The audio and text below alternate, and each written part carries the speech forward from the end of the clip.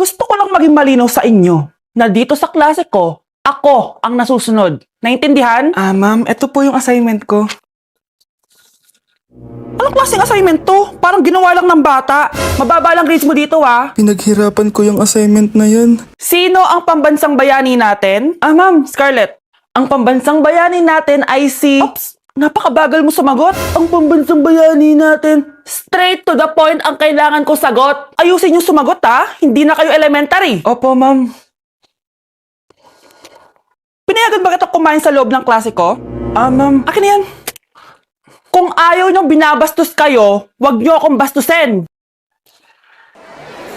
Ay, oo, be.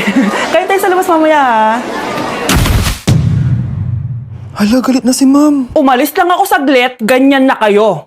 First meeting pa lang natin, pinapakita nyo ng mga ugali nyo. Buti pa yung kabilang section, tahimik lang. Kayo na ata ang worst section na napuntahan ko. Kung kami ang worst section, ikaw ang worst teacher.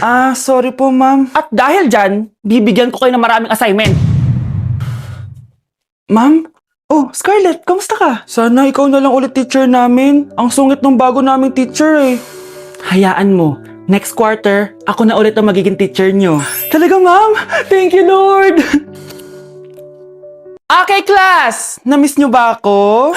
Bumalik na si ma'am! At dahil first meeting natin, hindi muna ako magli-lesson. Gusto nyo ba yon? Ma'am, pwede po kami kumain sa kantin? Sure! Oh, yung mga gustong kumain, kumain na. Gawin nyo na lahat ng gusto nyong gawin. Basta, today lang yan ha. Next week, magli-lesson na tayo. Grabe, ang bait talaga ni ma'am, no? True be, kaya favorite ko yan si ma'am eh. Tara na, kain na tayo. Okay, class, what is the powerhouse of the cell? Scarlett? Ano ba yun? Starts with letter M. Mitochondria? Very good! Kaya mo naman pala eh. Thank you, ma'am. Oh, class, mag-e-exam kayo ha. Dinalian ko na to para sa inyo. Lahat ng nasa lesson natin, nandito. Okay, get one and pass. Oo nga, ang dali lang. Makaka-perfect pa ata ako.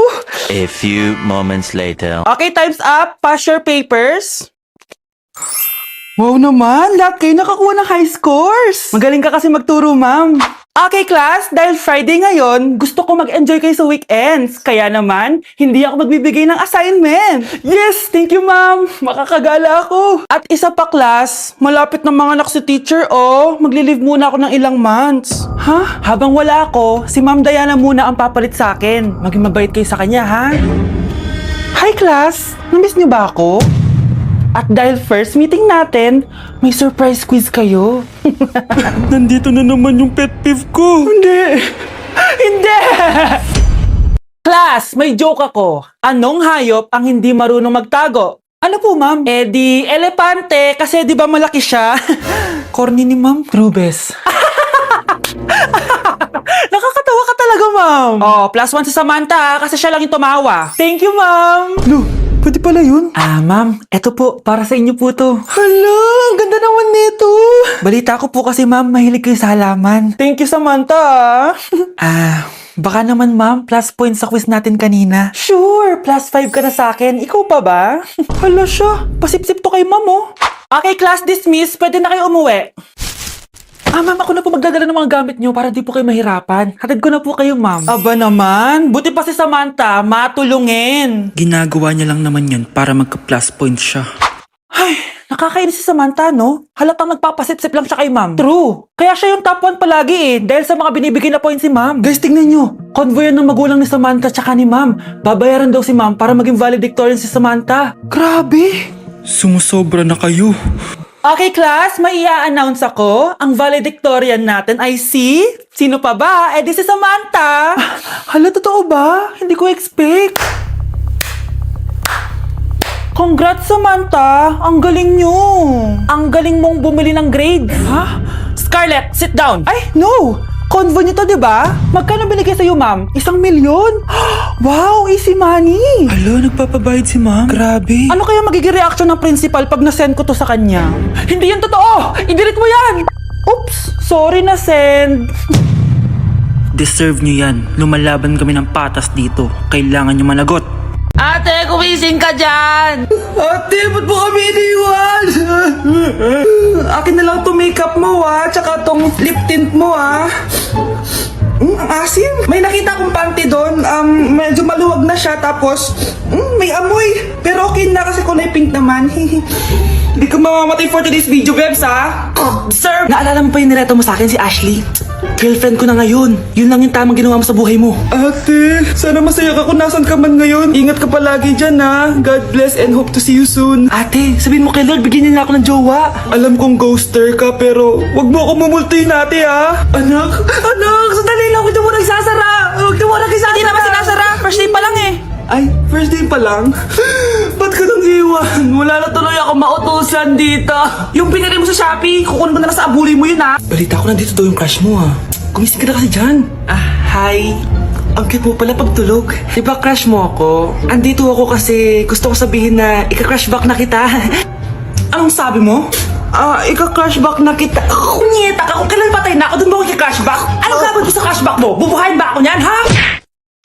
Hoy, huwag kayong maingay ha, may gagawin ako. Sinasabi ko sa inyo. Happy New Year, family! Nay, may sasabog! And friends. Ha? Kunyeta naman! Kita niyo naman ginagawa ko, diba? Isa pa.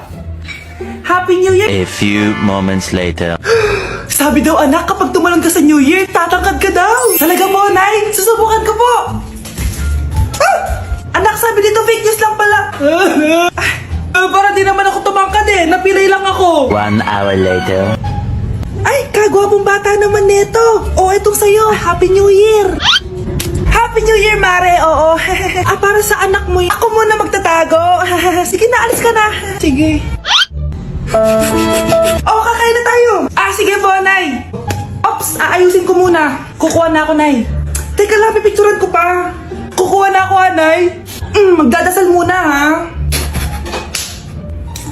Brownout! Anak, huwag mo na kakainin yan. Yan bumalik na. Magtawala na to! Hi, Nay. Ang dumi-dumi naman dito. Hoy, magwalis ka nga. Nay, parang masama po yung pakiramdam ko. Wala akong pake. Dumadahilan ka na naman, ha? Oh, magwalis ka.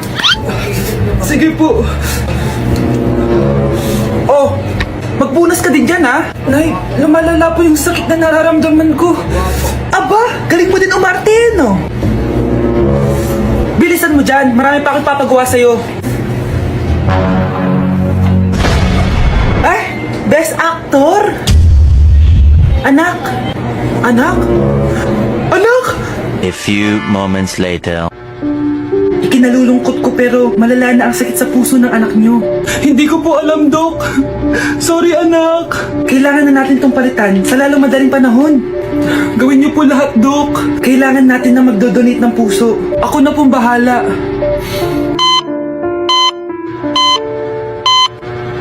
Nay? Oh, gising ka na pala. Nasaan ako? Nasaan ang nanay ko? Nanay mo yung nagbigay ng puso sa'yo. Hindi pwede. Nay, sorry, Nay. Nay? Buhay ka? Oo naman anak, buhay na buhay. Kanino puso yung nandito?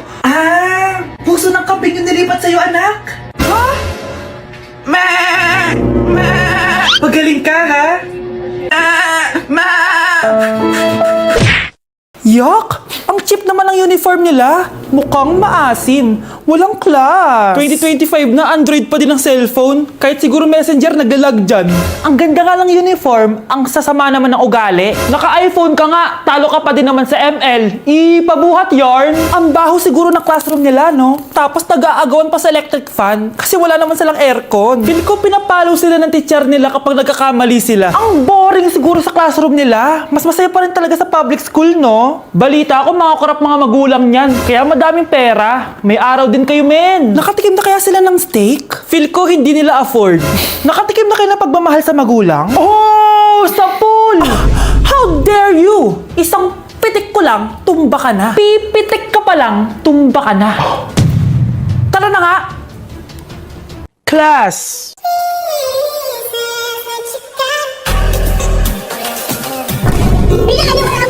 Boring pa ako pa nga dapat yung magtanong sa'yo eh. Pinahan mo ko talaga ako. Ang kapal ng mukha mo, Pinay! Pinay! Hindi ka na sa mga sabi ako. Going back to Honolulu just to get that Maui Wowie. That Maui. Sa tukok din, sa tukok din.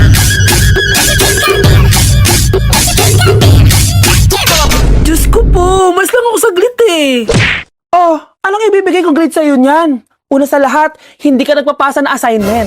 Pangalawa, hindi ka nakikipag-participate sa klase. At higit sa lahat, inalis ka na ng research leader mo dahil ang gusto mo lang daw iambag ay ang face card mo.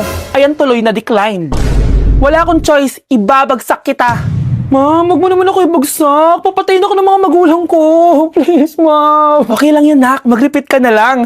Kaya naman, mag-ingay para sa paborito nating Mars, si Scarlett!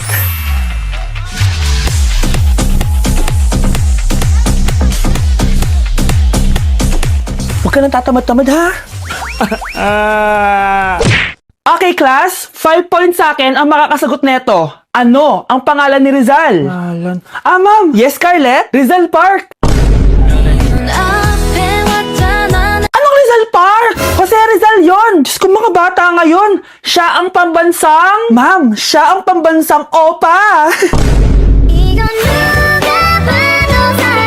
Siya ang pambansang bayani natin. Anong pinagsasabi nyo? Oh, kompletuhin nyo to. Ang kabataan, ang pag-asa ng busan. Mali! Bayan! Pinagluloko nyo ako, ha? O eto, ano ang sinulat na libro ni Jose Rizal? Ma'am, El Filibusterismo. Imnida. Tama na sana eh. Naloloko na kayo sa K-pop at K-drama na yan, ha? Last na talaga. Ayusin nyo na, ha? Okay, class. Last question. Sino ang kapatid ni Rizal? Kapatid ni Rizal? Ma'am! Eto, sure na ako sa sagot ko. Yes, Scarlett. Ang kapatid ni Rizal Park ay si... si Sandara Park.